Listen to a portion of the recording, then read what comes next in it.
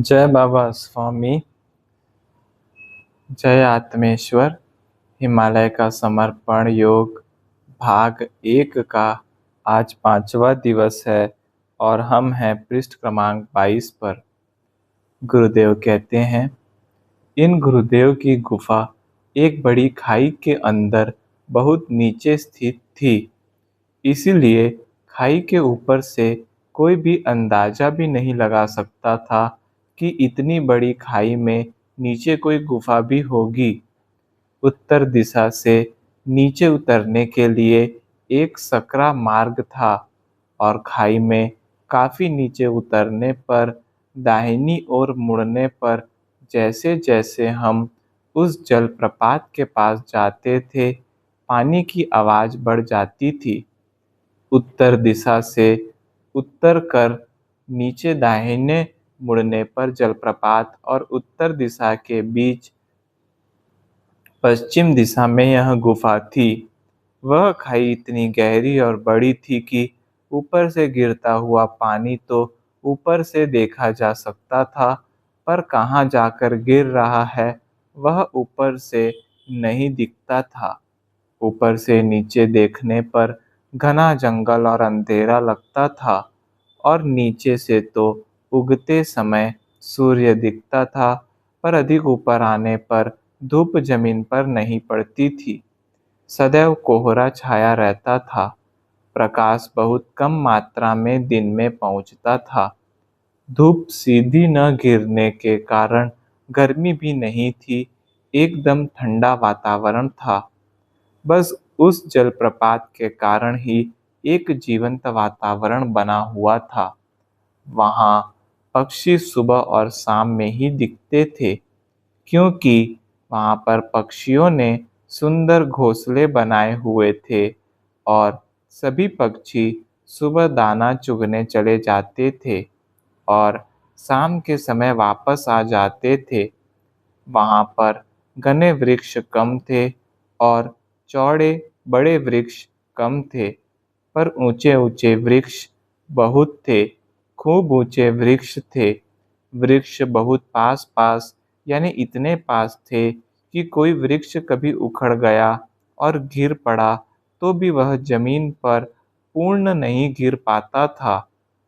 वह आसपास के वृक्षों पर गिरकर अटक जाता था और नीचे छोटे छोटे झाड़ीनुमा वृक्ष होते थे। वहाँ पर एक विशेष प्रकार के पीले फूलों के और सफ़ेद फूलों के छोटे छोटे पौधे थे। मैं जब वहाँ रहा तब एक बार ही उसमें बहुत बाहर आई थी। उस फूल की बाहर से गुरुदेव साल की गणना करते थे, ऋतु समझते थे।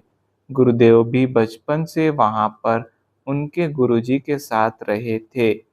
मैं अधिक नहीं पूछता था, वे ही कभी कोई घटना हो जाती थी तो बताते थे। उनकी बातों से ही पता लगा कि गुरुदेव काफ़ी सालों से वहाँ निवास कर रहे थे, लेकिन बीच बीच में उन्होंने हिमालय की भी कई यात्राएं की थी। वे बीच बीच में हिमालय की भी घटनाएं बताते थे। पता नहीं क्यों उनसे कुछ पूछने की इच्छा नहीं होती थी, क्योंकि उनके सानिध्य में मन में प्रश्न ही नहीं आते थे, तो फिर कुछ पूछने का कोई सवाल ही नहीं आता है। उनके साथ समय का पता ही नहीं चलता है। वे थोड़े गंभीर स्वभाव के ही लगते थे और ऐसा लगता था मैं जो उनको जान पाया हूँ वह बहुत थोड़ा है।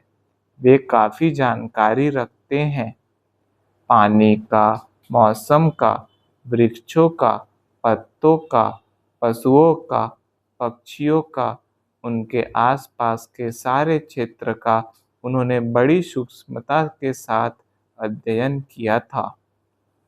उन्हें सभी बातों की बहुत जानकारी थी। वे प्रकृति में रहते रहते प्रकृतिमय हो गए थे। उनके चलने का तरीका धीमा था। एक लकड़ी लेकर चलते थे, लेकिन चलने में एक संतुलन था। बड़ी आकर्षक चाल थी। कदम एक कदम नाप तौल कर उठाते थे और जब मैं उनके कदमों की ओर देखता था, तो लगता था कि वे धरती पर कदम नहीं रख रहे हैं, केवल पद से धरती को हल्का सा स्पर्श मात्र कर रहे हैं। उनके पैर के नीचे कोई हरा पत्ता भी दब जाता था, तो उनके कदम उठने पर वैसा का वैसा फिर खड़ा हो जाता था, जैसे कोई पत्ता किसी स्प्रिंग से वापस खड़ा हो गया हो। मेरा ध्यान सदैव उनके चरणों पर ही होता था, मानो उनके चरणों में ही मेरी दुनिया सिमट गई थी। मुझे शुरू-शुरू में थोड़ा विरोधाभास लगा। इधर मुझे कह रहे हैं, तुझे मिलने के लिए लाखों लोग तरसेंगे, लंबी-लंबी कतारें लगेंगी, और इधर व्यवहार में मुझे इस बड़ी भारी खाई में लेकर आए। शायद वे मेरे अगले जन्म की बात कर रहे होंगे। यानी वह सब असंभव लग रहा था और ऐसा लगा मैं जीवन भर इनकी तरह इस खाई में रहूंगा और कभी वापस घर नहीं जा पाऊंगा, क्योंकि खाई से बाहर निकलना अकेले तो असंभव था, क्योंकि एक जगह भी पैर फिसला तो नीचे की खाई में जाने पर जीवन की समाप्ति हो जाएगी। ये यहाँ कहाँ लेकर आ गए, क्या मालूम। लेकिन इस प्रकार के नकारात्मक विचार मेरे पहले के दिनों में आए, फिर धीरे धीरे कम हो गए और बाद में तो पूर्ण समाप्त हो गए। उस जगत में ही मेरा सर्वस्व सिमट कर रह गया था। शुरू-शुरू में जानवरों की आवाजें आती थी, बड़ा डर लगता था। गुफा में कोई दरवाजा नहीं था, कोई भी जानवर अंदर आ सकता था। लेकिन धीरे-धीरे यह डर कम हो गया। फिर अंधेरे में डर लगता था, क्योंकि हवन कुंड में जलने वाली लकड़ी का ही प्रकाश होता था। अंधेरे में पता नहीं मैं किन-किन अज्ञात जानवरों की कल्पना कर लेता था। कभी-कभी लगता था कोई भूत प्रेत आया तो, लेकिन तुरंत लगता था गुरुदेव है ना, उनके सामने कोई भूत प्रेत नहीं आ सकता है। इन सब बातों को गुरुदेव जान रहे थे। वे बात-बात में जानबूझकर इस प्रकार के डर के विषय निकाल कर परोक्ष रूप से मेरा भय, डर दूर करने का प्रयास करते थे। कभी-कभी विचार आता था, ये सब झमेले शिव बाबा के कारण ही उत्पन्न हुए हैं। न वे मेरे जीवन में आते और न उनके कारण ये गुरुदेव मुझे पकड़ कर लाते और न मैं इस खाई में आता। पता नहीं यह खाई है या पाताल लोक। मैंने पाताल लोक के बारे में बचपन में पुस्तकों में कहानियाँ पढ़ी थी। कभी-कभी लगता था पाताल लोक बोलते हैं, वह यही होगा, क्योंकि ऊपर से नीचे कितना आए क्या मालूम, और नीचे से ऊपर का तो कुछ दिख ही नहीं रहा है।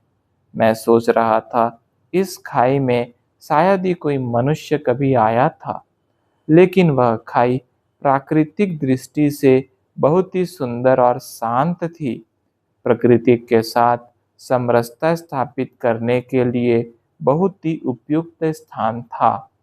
वहाँ पर कोई मनुष्य ही नहीं था, तो मनुष्य के विचार भी नहीं थे और न ही किसी प्रकार का वैचारिक प्रदूषण था। विचार अप्राकृतिक है। विचार हमें प्रकृति से दूर करते हैं, क्योंकि जैसे ही हम प्रकृति के सानिध्य में जाते हैं, तो विचार स्वयं ही समाप्त हो जाते हैं। गुरुदेव ने मुझे इतना व्यस्त रखा था कि विचार करने के लिए समय ही नहीं था और सब कार्य प्रकृति के सानिध्य में आकर करने होते थे। तो अनजाने में प्रकृति के सानिध्य में रहने का अवसर मिलता था और प्रकृति से बहुत कुछ सीखने को मिलता था। कभी-कभी लगता था कि प्रकृति का नियम है, जो शक्तिशाली है वह जीवित रहता है, जो कमजोर प्राणी है वह मारा जाता है। लेकिन कई घटनाएं ऐसी देखी जो कमजोर प्राणी है पर समूह में है तो वे शक्तिशाली प्राणी पर भी भारी पड़ते हैं। यानी सामूहिक शक्ति एक शक्तिशाली प्राणी पर भी भारी पड़ती है। हमारी गुफा के पास बहुत से तेज पत्ते के झाड़ थे। हम उनके पत्तों को तोड़कर मसाले के समान उनका इस्तेमाल करते थे। एक दिन मैं ऐसे ही झाड़ पर चढ़कर वे पत्ते तोड़ रहा था तो देखा एक बड़ी सी चिड़िया और चिड़े ने मिलकर एक घोंसला बनाया था। उस घोंसले में 3 अंडे भी दिए हुए थे। वह चिड़ा ही बाहर जाता था। वह चिड़िया प्रायः अपने घोंसले में ही रहती थी। बाद में उनका घोंसला ही मेरा आकर्षण का केंद्र बन गया। वह चिड़िया भी बाहर जाती थी, लेकिन आसपास जाकर जल्दी वापिस आ जाती थी। वह चिड़ा सुबह जाता था और शाम के समय ही घर लौटता था। बाद में एक दिन क्या हुआ मालूम नहीं, वह चिड़ा शाम को लौटा ही नहीं। बेचारी चिड़िया दुखी हो गई और उसकी राह देखती रही, लेकिन बाद में वह कभी लौटा ही नहीं। चिड़िया कुछ दिन दुखी रही, लेकिन धीरे धीरे वह दुख भूल गई। कुछ दिन के बाद उन अंडों से 2 बच्चे निकले। एक अंडा शायद नीचे गिरकर टूट गया था। फिर रोज सुबह चिड़िया बाहर जाती थी और शाम को जब आती थी तो अपने चूजों के लिए दाने मुंह में भरकर लाती थी। बड़े प्रेम से खिलाती थी और उसके आने का समय होता था तो उसके बच्चे उसकी राह देखते थे।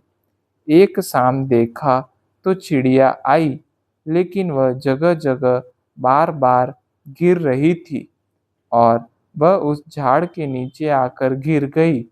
और मैंने पास जाकर देखा तो वह खून से लथपथ थी और एक छोटा सा तीर उसे लगा हुआ था। एक बार उसने अपने बच्चों की तरफ देखा, शायद बच्चों से माफी मांग रही थी कि अब मैं तुम्हारी रक्षा नहीं कर सकूंगी, अब मैं तुम्हें भोजन नहीं दे सकूंगी। और मेरी ओर शायद इस आशा से देखा कि अब तुम ही मेरे बच्चों की देखभाल करना। मैंने काफी देर तक उसे पानी के छींटे मारे, पानी पीने के लिए दिया, लेकिन वह न बच सकी। उसने अपने प्राण छोड़ दिए और जब मैंने उसे पानी पिलाया तो उसके मुंह से चावल के छोटे छोटे 4 दाने बाहर निकले। मैंने वह दाने झाड़ पर चढ़कर उनके बच्चों को खिलाए। तुम्हारी माँ का ये अंतिम कौर है, वह बेचारी यहाँ तक लाई थी। वे कुछ समझे नहीं, लेकिन गर्दन ऊपर करके अपनी माँ की राह देखते रहे। पर मैं जानता था कि वह माँ अब कभी नहीं आएगी। फिर मैंने उनकी माँ को उसी झाड़ के नीचे दफनाया और उस चिड़िया को तीर मारने वाले इंसान के बारे में सोचने लगा कि मनुष्य कितना क्रूर प्राणी है। अच्छा है, गुरुदेव ने मुझे इंसान से दूर रखा है। उस इंसान को पता भी नहीं होगा जिसे मैं तीर मार रहा हूँ, वह छोटे छोटे बच्चों की माँ है और उनके लिए दाने लेकर जा रही है। बाद में रोज उन बच्चों को मैं कुछ न कुछ खाने के लिए देता था। धीरे धीरे वे बड़े हो गए और उड़ गए। तब मुझे लगा कि मैंने उस चिड़िया की आशा को पूर्ण किया। चिड़िया की घटना ने मुझे माँ के हृदय का एहसास कराया था। मैं समझ गया था यह चिड़िया नागालैंड की सीमा की ओर गई होगी। उस भाग में आदिवासी सब पक्षियों को खा जाते हैं, इसलिए उस भाग के आकाश में पक्षी दिखते ही नहीं हैं। वहाँ के निवासी पक्षियों का शिकार करते हैं, कुत्तों को भी खाते हैं। मैं सोच रहा था कि किसी को जन्म देने की प्रक्रिया कितनी बड़ी और कठिन है। उससे बड़ी प्रक्रिया उस बच्चे का संगोपन होता है और उसे मारना क्षण में हो जाता है। मनुष्य जिसका निर्माण नहीं कर सकता, उसे नष्ट करने का मनुष्य को क्या अधिकार है? हिंसा सदैव अप्राकृतिक है। हम रास्ते पर चल रहे हैं और अनजाने में हमारे पैर के नीचे कोई चींटी आकर मर जाती है, तो इस प्रकार की अनजाने में हुई हिंसा तो समझ में आती है, पर जानबूझकर किसी की हत्या करना प्रकृति के खिलाफ है। प्रकृति ने हमें मनुष्य की योनि में जन्म दिया और मनुष्य का स्वभाव है प्रेम करना, और हम हिंसा कर हमारे ही मूल स्वभाव के विरुद्ध कार्य कर रहे हैं। यह मानवता की अधोगति है। इसीलिए अहिंसा पर अनेक धर्मों में जोर दिया हुआ है। किसी भी प्रकार की हिंसा धर्म के खिलाफ है, मानव धर्म के खिलाफ है, और आध्यात्मिक प्रगति में तो अपने ही पैरों पर कुल्हाड़ी मारने जैसा है। एक ओर हम हमारे भीतर की मानव शक्तियों को जगाते हैं और भीतर की जीवंत ऊर्जा को जगाते हैं, और दूसरी ओर मरे हुए प्राणियों को खाकर मरी हुई ऊर्जा ग्रहण करते हैं। तो भीतर की जीवंत शक्ति कैसे जागृत हो सकती है? कैसे आगे बढ़ सकती है? हिंसक साधक की आध्यात्मिक प्रगति संभव ही नहीं है। अहिंसा बड़ा व्यापक शब्द है। हमारे द्वारा किसी भी प्राणी को जाने अनजाने में भी कोई दुख न पहुंचाया जाए। इसी तरह गलत शब्दों का प्रयोग या शब्द के द्वारा किसी को दुखी करना, आँखों से अपमानित कर किसी को आहत करना, व्यंग्यात्मक बोलकर किसी को दुखी करना, सब एक प्रकार की हिंसा ही तो होती है। हम जब किसी को दुखी करते हैं, तब हम हमारे स्वभाव के विरोध में कार्य करते हैं। आध्यात्मिक प्रगति में देखा जाता है, आपसे कितने लोग प्रसन्न हैं, आप कितने लोगों को सुख दे सकते हो, आप कितने लोगों को प्रेम देते हो, इनसे ही आध्यात्मिक प्रगति होती है। और ये सब अपने हृदय से, भीतर से होना चाहिए। एक दिन सुबह एक बहुत बड़ी चट्टान के पास मैं गुरुदेव के साथ में बैठा था और मन में विचार आया, गुरुदेव बार बार चित्त पवित्र करो, चित्त शुद्ध करो, चित्त सशक्त करो कहते हैं, पर चित्त यानी निश्चित क्या होता है और उसे कैसे जाना जा सकता है? यही विचार चल रहे थे कि गुरुदेव ने मेरी ओर देखा और पूछा, क्या सोच रहे हो? मैंने कहा कुछ नहीं, क्योंकि जो दिमाग में चल रहा था वह बहुत गहरा था, उतना ऊपर नहीं था कि मैं आसानी से जान सकूं कि क्या सोच रहा हूं, और इसीलिए उन्हें आसानी से बता भी नहीं सकता था, क्योंकि इस विषय पर सोच रहा हूं यह मेरा मुझे भी मालूम नहीं था। गुरुदेव ने बड़ी गहरी दृष्टि से मेरी ओर देखा, मानो मेरे भीतर की बात का पता लगाना चाहते हो, और फिर उन्होंने कहना प्रारंभ किया, जिस प्रकार से हमारे शरीर में आंखें होती हैं और आंखों से हम जो स्पष्ट है वह देख सकते हैं, जो प्रकाश में है वह देख सकते हैं, जो प्रकाशमान है वह देख सकते हैं, यानी आंखें सब कुछ देखने के लिए पर्याप्त नहीं है। आंखों को देखने के लिए प्रकाश की आवश्यकता होती है। बिना प्रकाश के आंखें स्वयं किसी काम की नहीं है। प्रकाश होने पर भी आँखों की अपनी एक सीमा है। उस सीमा के भीतर ही कोई वस्तु आएगी तो आँख देख सकती है।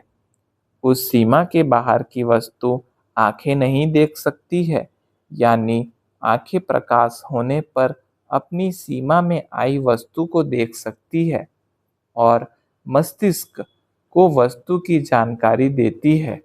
अगर वह वस्तु पहले भी देखी गई है तो आँखों से प्राप्त चैतन्य की जानकारी मस्तिष्क जान जाता है कि जो दिख रहा है वह क्या है।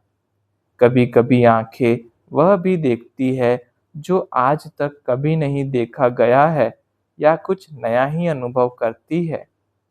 प्रत्येक मनुष्य के शरीर के भीतर एक आत्मा होती है। यूं समझे कि वह भी एक न दिखने वाला छोटा सा शरीर ही है। चित्त उस आत्मा की आंख होती है। आत्मा शरीर से अधिक शक्तिशाली होता है, इसीलिए आत्मा की शक्ति भी शरीर से अधिक शक्तिशाली होती है। जिस प्रकार शरीर की आंखें होती हैं, वैसे आत्मा की भी आंखें होती हैं। उसी को चित्त कहते हैं, यानी चित्त को आत्मा की आंख कह सकते हैं। यह आत्मा की आंख होने के कारण यह शरीर की आंखों से अधिक शक्तिशाली होती है। इसे देखने के लिए प्रकाश की आवश्यकता नहीं होती है। यह अंधेरे में भी देख सकती है। दूसरा, इसकी कोई सीमा नहीं होती है। यह एक स्थान से हजारों मील दूर का भी देख सकती है। एक क्षण में देख सकती है। इसकी बहुत गति होती है। यह विश्व में सबसे अधिक गति वाली होती है, यानी चित्त को हम आत्मा की आंख कह सकते हैं। यह चित्त जितना भीतर होगा उतना स्थिर होगा, और जितना स्थिर होगा उतना सशक्त एवं प्रभावशाली होगा, और जितना प्रभावशाली होगा उतना सूक्ष्म होगा। एक सूक्ष्म चित्त के द्वारा हजारों किलोमीटर दूर की यात्रा एक स्थान पर बैठकर हवा और आवाज की गति से भी अधिक गति से क्षण भर में की जा सकती है। जिस प्रकार से एक मनुष्य के सामने आने पर आंखें उसके बाहरी व्यक्तित्व की जानकारी देती है, ठीक उसी प्रकार अगर आप अपना प्रभावशाली चित्त उस व्यक्ति पर डालें, तो वह उस व्यक्ति के विचारों की, भूतकाल की व भविष्य काल की जानकारी दे सकता है। प्रभावशाली चित्त के द्वारा ही अंतर्यामी शक्ति प्राप्त हो सकती है। जय बाबा स्वामी, जय आत्मेश्वर।